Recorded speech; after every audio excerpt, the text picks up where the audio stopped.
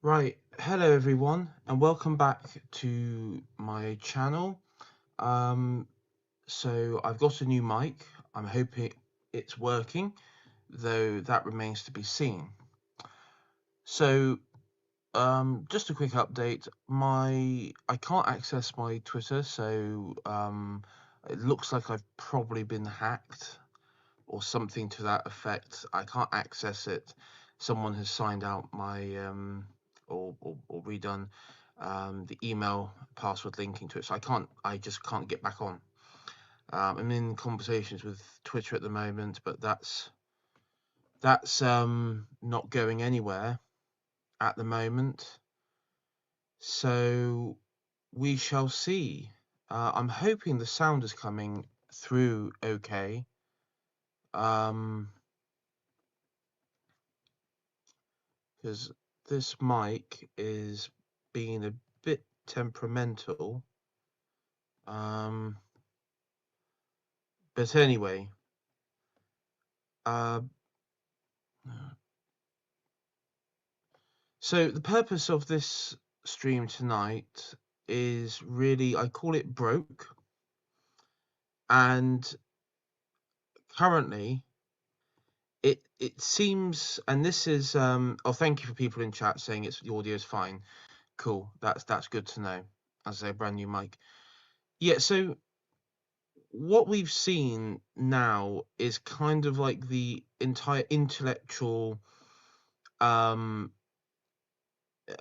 the entire sort of quote unquote British right, which has had um I guess you could say people into history, a form of academia and what have you, I think has completely collapsed in on itself. And you know depending on um you know th- what you believe has been competent or um, good analysis or bad analysis, there's been this sort of general sort of bar, and in recent decades, particularly last couple of decades, it has collapsed.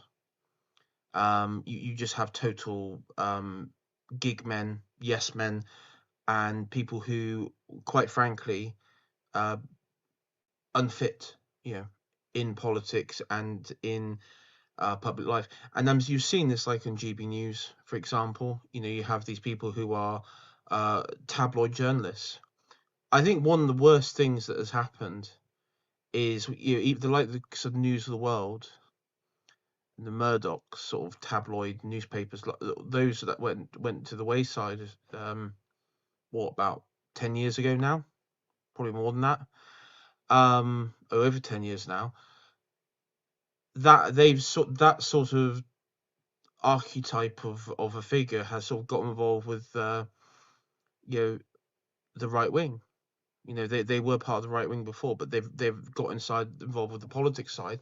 And what you're having these um poor quality poor quality uh puff pieces, poor quality in the type of person.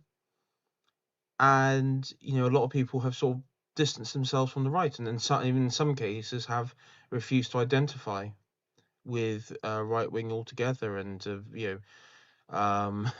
redefine themselves in different terms. And so today, Matt Goodwin, who I've mentioned, so in my previous videos we talked about the I did a guide on a by-election, how to win, or council elections, how to campaign if you're a campaigner, and I criticized um, the standard of reform in the Denton and Gorton by-election with Matt Goodwin, who was the candidate, and his loss. And I've used the thumbnail to that because it kind of sums up with how these people operate. I mean, quite frankly, they are totally disconnected from reality. Now, Matt Goodwin said that people like us on our side are terminally online. I mean, I think these people are terminally I mean, they're terminally tabloid-brained. They sort of exist in a this bizarre neo-Thatcherite conservative make-believe land, where everything is still in the realm of the free marketplace of ideas. I mean, it's completely mad. And they've created their own online echo chamber, and I actually propose that Matt Goodwin had this, like, you even saw it with the debates with the Green Party and the Greek Labour candidate and others when he was in this setting. I think you had this back and forth, and he was just shooting out with, like, and like you can hear it if you go back and watch these clips. He's just saying, like, these buzzword catchphrases that you would have on tweets. He wasn't really engaging with any sort of discussion. He was just um, you know short-handed buzzwords. And you've seen this with politicians in recent times when they're in Parliament. It's so that they can, their staff can do like a quick little edit, put it on social media like TikTok or Twitter or Facebook, short little clip and everything, make them look strong, powerful, and statesman-like and all that sort of stuff. Um, and that has become a thing. But what in a setting like that, when you when you do have a debate, he looked incredibly weak, and also it was nonsensical, and he was laughed at, which is unfortunate, because when the room's laughing at you, that's never a good sign, right? So the latest thing, um, the theatre kids are in politics, unfortunately so. Um, so the latest thing is Matt Goodwin has released, and I believe this is self-published. He has released a new book, which is titled, it was Suicide of a Nation. I believe it's titled Suicide. The reason I'm confused is you have the Suicide of the West, and then you got Pat Buchanan's Suicide of the West, and Death of Europe, Strange Death of Europe with Douglas Murray.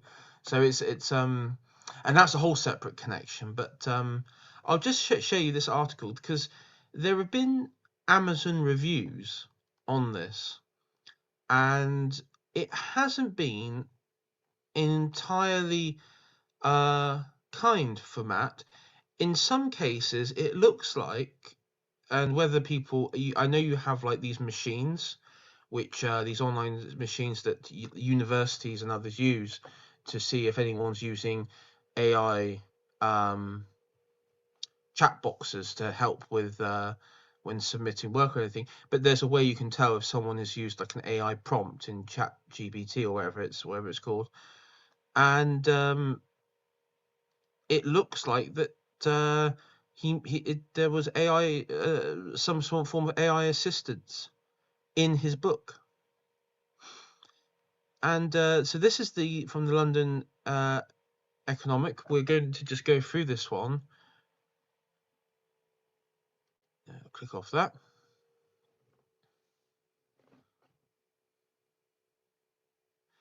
So they just talk about here, this Suicide of a Nation is the name of the new book. Did Matt Goodwin use AI to write his book? The book is exactly what you expect it to be about, and sees Godwin parrot his usual claims about about the threat of Islam. It should be. I mean, they do need to sort out their editing, because there's a few grammatical errors in here, but that's by the by. Islam being a threat to the UK and immigration being a danger to British culture. However, he's also been accused of relying on AI chatbots to help help him source his material. The word ChatGPT can be seen in the URL he gives in reference to quotes and data, implying that he has used the AI tool to help conduct his research. Along with AI input and fake quote accusations, Godwin's book has also been panned as a simple, awful piece of writing by the critic. So this is from the critic. Matt Goodwin's Suicide of a Nation is a very bad book. It reads like the book of a political operator extending his CV. Slop is an overused term, but it feels painfully appropriate for a book that is spoon-fed to its audience. It is written in a humorless and colorless rhetorical style of AI. I just don't think a book that claims to defend British culture should be so short of eloquence, wit, scholarship, poetry, etc. British culture is pretty meaningless if it has the literal standards of chat GPT and the argumentative standards of a telemarketer. So there we go. And there is, forget the author and the publication a sec, which has their own things. And this is something that the right will, people on the right will have to think long and hard. And I've seen absolute, idiots defend this. The threat of Islam has been cloaked over real, very serious crimes. Matt Goodwin has a long history with organisations like Hope Not Hate. Such organisations have covered up the various scandals of rape gangs by dual and foreign nationals and people of foreign descent in parts of northern mill towns in Great Britain. A reason I'm sort of leaving out that is YouTube has been having a funny moment talking about those sort of gangs, so I do apologise. You know what I'm talking about, but yeah. And so, with that respect, he has a checkered history with this anyway. But what he has done, like many things, is he's jumping on bandwagons for, clout. But the problem is, and this is the thing with the average, they all have to go. Yes. The problem is the bandwagon is at a faster speed, and these Muppets, including Godwin, can't keep up. Sorry, Goodwin, not Godwin. Goodwin can't keep up. And so, we have seen beyond, and this is the thing, is in the book. I haven't read the book. I have seen online segments of it, including the AI bits. In it, it is like the Strange Death of Europe, and what you're talking about is, Europe is tired out. There's a bit of I actually think that, and I'm not throwing any direct accusations, but there are some bits in there which are quite similar in Spengler's Decline of the West, in the cyclical stuff of it. I mean, now I'm not saying that he directly took from that. I got no evidence to prove that, but it's there. I could see similarities, but a lot of it seems to be very similar to Douglas Murray's Strange Death of Europe.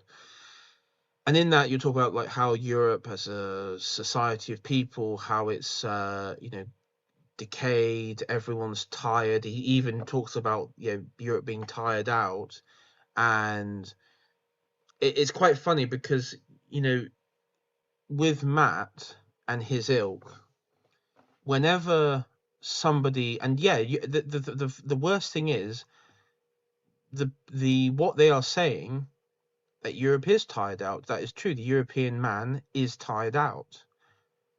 There were gangs. There are crimes that go relatively unpunished by foreign nationals for political expediency or political loyalty from the ruling government. That is all true. But because these people are some of the most reprehensible shysters, con artists, they're actually corrupting the message, even if the message is true. That is the worst thing about it, because if your messenger are of this caliber, slop, zero work, lying, cheating, manipulating, how do you expect anybody to stay the course? How do you expect anybody to take you seriously? And quite frankly, you know, these people have been more damaged to probably, and you know, this has been an ongoing thing now. These people have probably caused more damage to the victims of the grooming gangs than the you know, British state at this point. The people within the British state who help facilitate a lot of this, because they have tried to spin this into counter jihad narratives. They've been spinning this into multiple different political narratives, and then when you have people like the you know, the online, you know, terminally online extremists who's saying, well, yeah, we are in an existential problem. We have to radically change society. Let's, you know, clear all these people out. Let's remove these people. Let's actually have a British identity which isn't purely based on, you know, half-baked economics and some, you know, weak, lily-livered forms of cultural civic nationalism. Let's actually have something which is strong, has strong roots, has real roots, organic, if you will. And when you propose this idea, the likes of Matt and Reform and everybody else, you know, freak out. They, you know, compare you to. I mean, they basically just call you a Nazi, like the shit the SJWs do. They call you, then they call you far right, extreme, and so on and so forth, and you know, crowd you out of the scene. They crowd people who actually do want change out of the scene, and the reason is, quite frankly, is it's money. At the end of the day, it's money for them. They like this country. They like this country weak, broken, with all its problems present, because it's about the next book. It's about the next gig.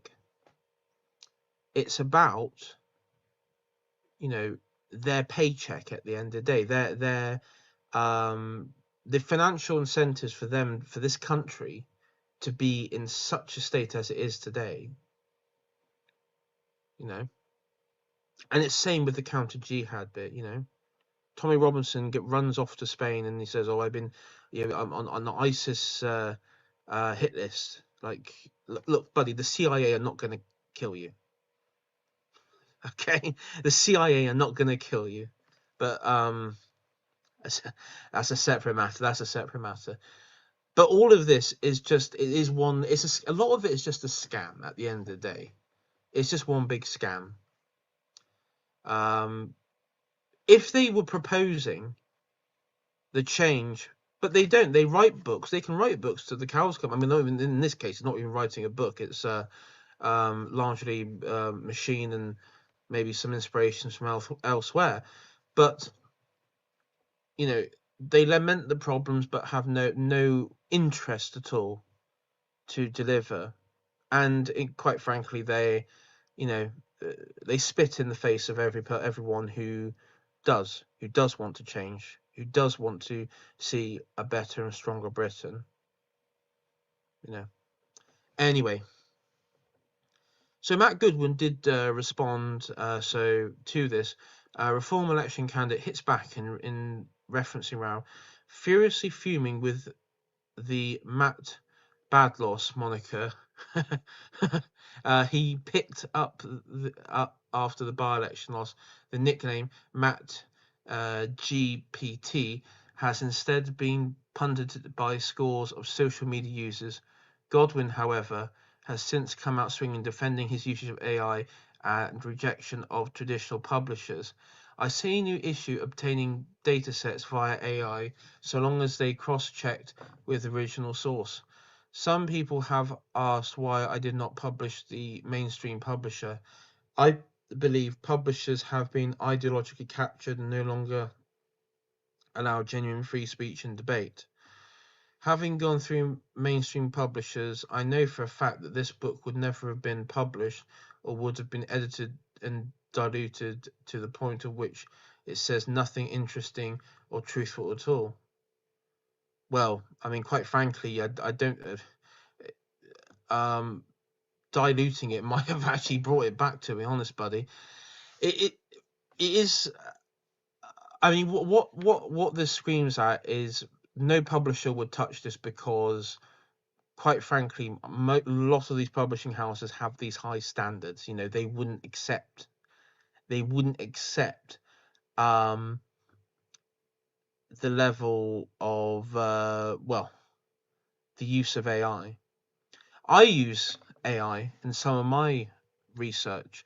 What I do is I'll lazily, on one occasion, I did use AI, but what I did was I used it to find a particular journal, which I just couldn't find on a regular search engine. I found it. I then, what you do is you'll have the summary, the AI box will bring up a summary, and then you scroll down, and then you can click on the original cited link that the AI comes up with, and it takes you to the journal page. That is how you use it. A bit like how you, back in the day, you know, when I was in full-time education, it was Wikipedia was like the main one. You can find the Wikipedia page, but then you scroll down to the bottom and you have this bibliography where you can then find original, sources or quotes in there, or maybe in some cases you can find better sources and better quotes. You know, because at the end of the day, it's just you're just looking at a machine, an algorithm that's deciding what to show you, and you can make that decision and then go on from there.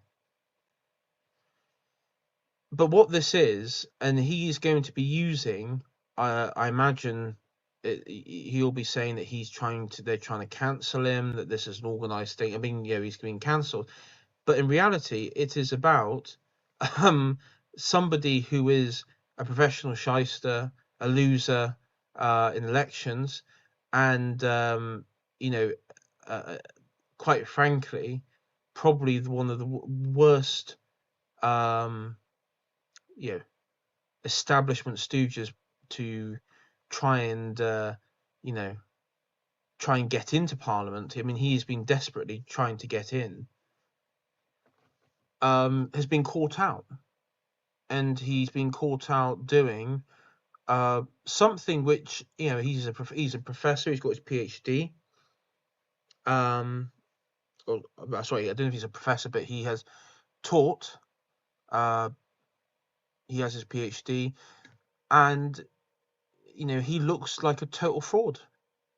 It's something which damages one's reputation.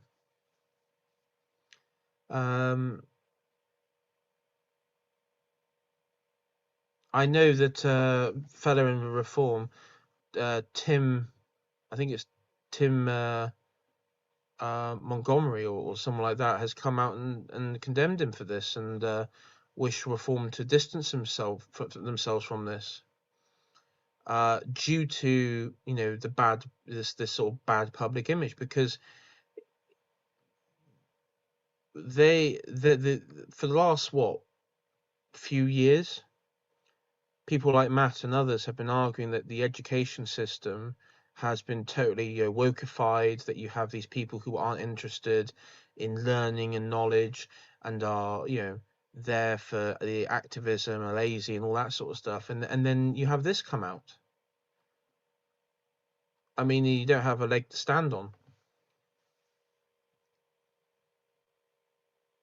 We'll just go through some. So a lot of them are 1 star. Now, I in the fairness of sort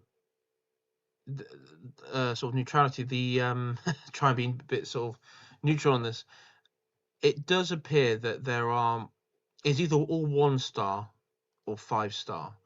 So I do wonder if maybe he's got like some of his people to go over there and um, boost the numbers or something. But yeah, well, so Matt, this is from Matt GPT.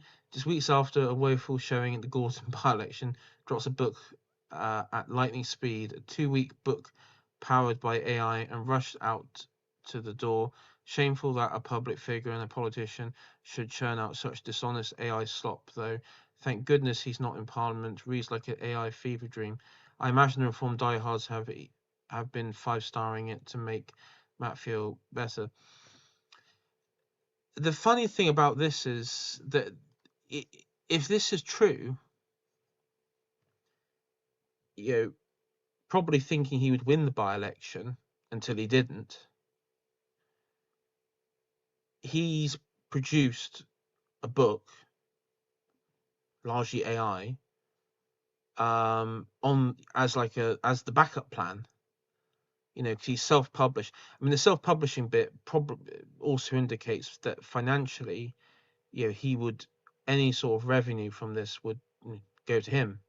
There wouldn't be third parties like a publishing house or anybody else. And this is somewhat in response to his by-election loss. But what this has done now is people who are anti-reform. I mean, I'm anti-reform, and some of you guys in chat might be anti-reform as well. They are doing what, and this is a Florida man says in here. They've been doing what dipshit conservatives have done for the last several decades. They appear useless, incompetent, and they give the left the presence of high intelligence, high honor, and have given them they've given them like the sort of moral high ground, social high ground, whatever, how you want to describe it. They've given them the high ground. They've given them the ammunition. And it's, yeah, I mean, reform must be destroyed. It's it's a bigger threat than the Green. It's a bigger threat than any political party.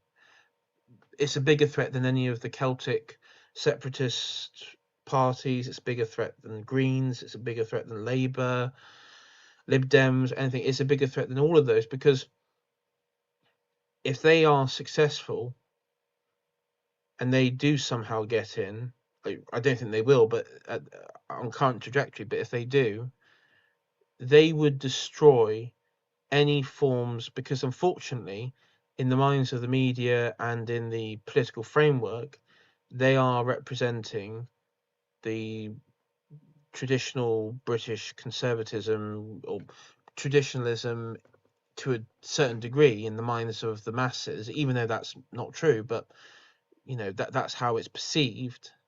And if they get in, anyone who is right-wing, reactionary, nationalistic, or anything like that, would be totally tainted for generations with these guys. I mean, we must ensure that reform do not win at all cost. That is my belief, because I apart from how it looks, I think they would destroy this country, even more so than what's going on at the moment. They have no core beliefs. They have no ideology. There's only one option really that can, and that would be a sensible form of government. That would be a government which isn't based on shabby snake oil salesman behavior. It's actually based on a form of politics of sort of this no nonsense and sensible, level-headed thinking. And Farage hasn't got it. The people around him haven't got it. I believe the only person in Parliament really is Rupert, who has that, and that's why Will he be perfect? Probably not, but I mean, it's a million miles better. It's a million ways better than what this is. At least a lot of the people around Restore, authors and people like that, are actually, accomplished individuals in their own right. They don't have the baggage of working with some of the most, organizations which have pedophile problems, let's say, and also just lie and cheat, cheat their way. And this is why people ultimately rejected Matt in the constituency. They could sniff out a rat. When I was doing my campaigning at a council level, and I spoke to people in the ward, they can very, very quickly smell. People can, when you talk to them, people on an individual basis, they particularly, people who are older, maybe have a bit of wisdom about them, a bit wiser, tradesman types. When I was out, they can smell bullshit. They can smell bullshit, and if you're bullshitting them, if you're a con man, if you're not sincere about concerns they have, people can sense that. And we saw it all on the screen with Matt. We saw it all on the screen with him, and on the bus, or in the with the Sikhs, or outside the curry house, or whatever. And that's why he lost with 4,000 votes. So, and I have got an article coming out soon. We'll be announcing that with well,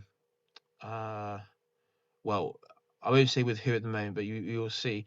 And I do talk about the state. I actually about like sort of art, culture, media from sort of the quote unquote dissident right wing sphere, and why is it dominated by the left, but also like why it's important. And that a lot of people with this, the purpose of Matt and his followers and his people is, it's not even just crowding out, is they just make they just poison the well, that no one else just wants to even be near it. People who would be there, who could be there, won't even engage, because it's poisoned. It's just so poison and corrupted that anybody, people who actually want to do something, don't even bother. It's like the old thing: don't bother going to politics anymore, because they'd rather go into different sectors where they have meaning, where they can actually do something which has meaning, and don't have to deal with all this nonsense and these people who are just, at the end of the day, clowns, just total butlins, performance artists and scammers, and you know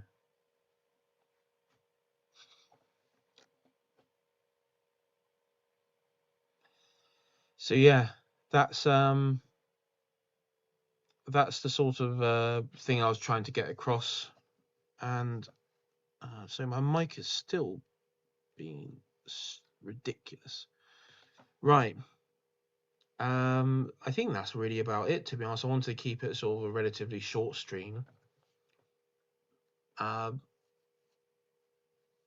Apart from that, i do I do think, though, and I will reiterate, if people want to reach out to me from um, Restore,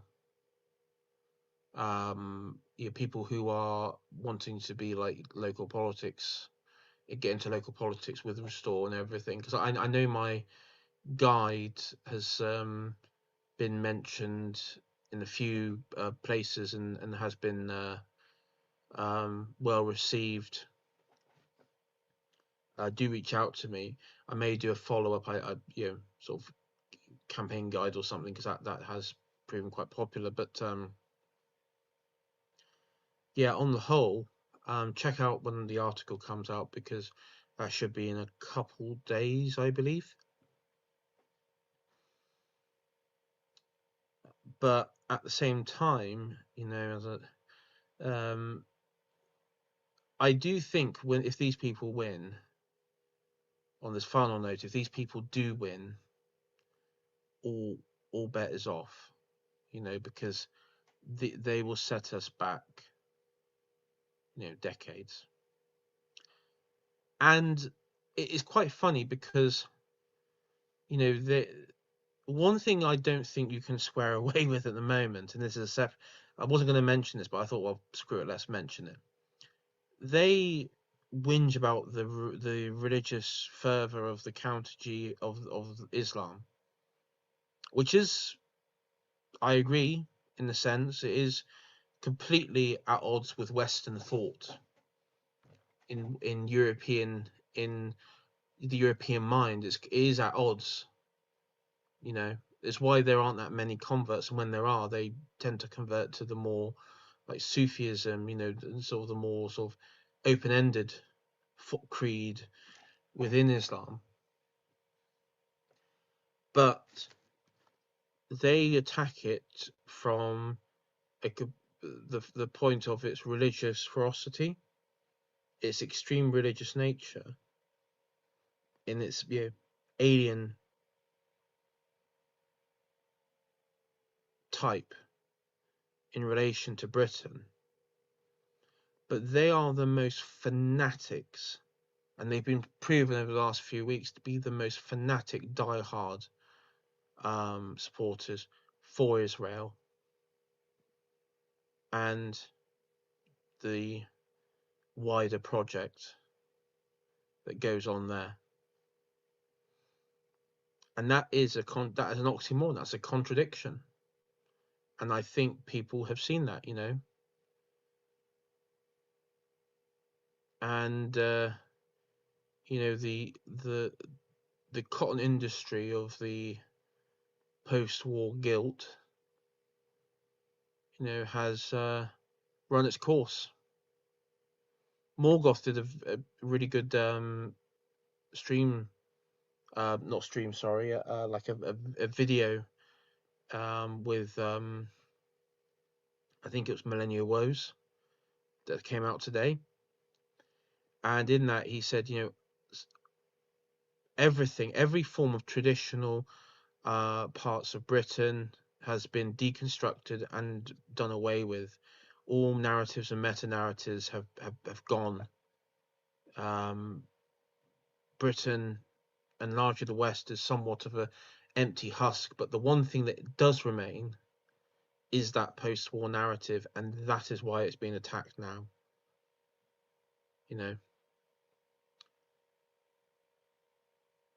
And when they say, they accuse us of being ethno-nationalistic, or they say ethno-nationalism is bad. Well, it's only bad when we do it. It's not bad when their grubby little friends and paymasters do it.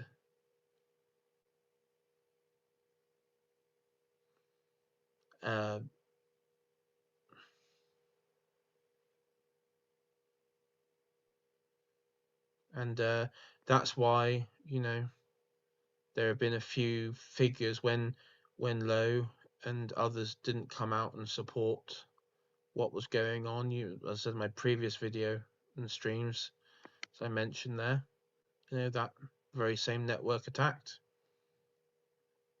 And you'll see more of this.